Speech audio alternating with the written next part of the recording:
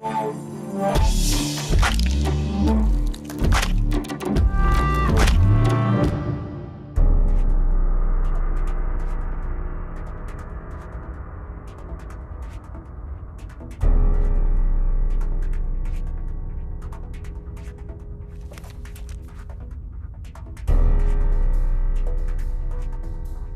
premiers services de renseignement permanents sont organisés à la fin du XIXe siècle par les forces armées au sein de leurs états-majors.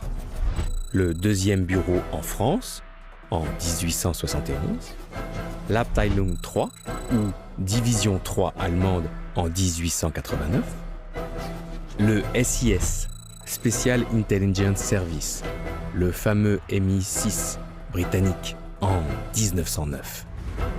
Leur rôle est d'évaluer les forces armées étrangères et leurs moyens, principalement par le biais des attachés militaires dans les ambassades. Leur importance s'accroît pendant la Grande Guerre, avec la masse des informations à traiter. L'espionnage, proprement dit, touche les élites économiques, politiques et militaires, toujours en contact par le biais des pays neutres comme la Suisse, l'Espagne ou les Pays-Bas, et de personnages mondains comme la danseuse Mata Hari, fusillée pour espionnage en 1917. Sur le terrain, des agents infiltrés dans la population indiquent les mouvements de troupes. À la fin de la guerre, les Alliés utilisent des avions pour déposer derrière les lignes ennemies des espions ou des saboteurs. Dans l'entre-deux-guerres, les services français et anglais rentrent dans un sommeil relatif. L'Allemagne, où l'Abteilung 3 devient l'Abwehr en 1921, innove en créant une section dédiée au renseignement technologique par l'écoute des communications radio. Le parti nazi, qui prend le pouvoir en 1933, possède son propre service de renseignement, le SD, qui est regroupé en 1939 avec la police criminelle, la Kripo, et la police secrète d'État, la Gestapo. Ils entrent en concurrence avec l'Abwehr, dont les militaires refusent de perdre le contrôle.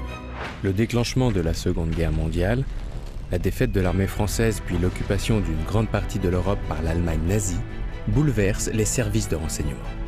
En France, le deuxième bureau est dissous en 1940, mais reconstitué par le régime de Vichy sous le nom de BMA, Bureau des menées antinationales, qui combat communistes et gaullistes, mais aussi secrètement les agents de l'Abwehr opérant dans la zone dite libre jusqu'à son invasion en 1942, date à laquelle il se replie en partie à Alger. Parallèlement, le général de Gaulle crée en juillet 1940 à Londres un deuxième bureau lié à la France libre, le BCRA, Bureau central de renseignement et d'action. Pour l'Angleterre menacée, l'action secrète est une nécessité absolue.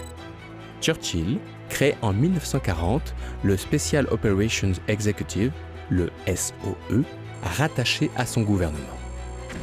Ce service doit mettre le feu à l'Europe par des actions clandestines dans les territoires occupés par l'Allemagne, notamment le sabotage et le soutien aux réseaux de résistance. Les États-Unis créent à leur tour en 1942 l'OSS, ou Office of Strategic Services, très inspiré du SOE. L'OSS et le SOE fournissent aussi des moyens logistiques au BCRA, formation, transport aérien, armes et matériel. La collecte du renseignement reste fondamentale. Le MI6 organise en secret une véritable industrie d'écoute et de décryptage des communications des autorités et troupes allemandes, qui ignorent pendant toute la guerre que leurs messages sont lus par les Alliés. L'ensemble des services secrets alliés, y compris ceux de l'Union soviétique, participent aussi à une grande campagne d'intoxication pour tromper les Allemands sur les plans alliés par la diffusion de fausses informations ou la diversion. En 1943, l'administration et les forces françaises d'Alger et de Londres se regroupent sous l'autorité du général de Gaulle. Les services secrets d'Alger et de Londres fusionnent alors pour devenir la DGSS, Direction générale des services spéciaux, puis la DGER, Direction générale des études et recherches en 1944. Le BCRA, puis la DGER, avec l'aide du SOE et de l'OSS, ont lourdement contribué à l'organisation de la résistance en France, avant, pendant et après les débarquements de Normandie et de Provence. Au lendemain de la guerre, le SOE est dissous. L'OSS devient la CIA. Les services secrets diminuent en effectif comme les forces armées, mais ils ont acquis leur forme moderne, combinant le renseignement humain, comme du temps de Mata Hari, le renseignement technologique par l'écoute et le décryptage des messages, l'intoxication des adversaires par la création de fausses informations, le soutien aux mouvements de résistance et de guérilla, l'action armée directe. Les services français deviennent, en 1946, le service de documentation extérieure et de contre-espionnage, le SDECE. En Indochine, en lien avec l'action principale des forces françaises, ils soutiennent les maquis autochtones qui agissent sur les arrières du Viet Minh.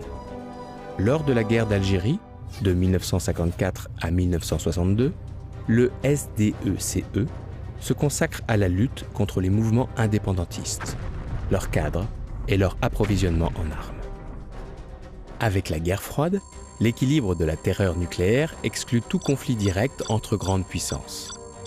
Le KGB, créé en 1954, s'oppose aux services occidentaux en Afrique, en Amérique latine, en Asie. Les Britanniques sont particulièrement actifs dans le domaine de l'espionnage, qui s'est généralisé. Chacun essaye de placer des agents au cœur des dispositifs adverses. L'écoute des communications internationales se développe, notamment aux États-Unis qui créent en 1952 la NSA, National Security Agency. Les services secrets français sont particulièrement présents en Afrique, mais aussi à partir de 1979 en Afghanistan, où s'affrontent déjà agents du KGB et de la CIA. En 1982, le SDECE devient la DGSE, Direction générale de la sécurité extérieure.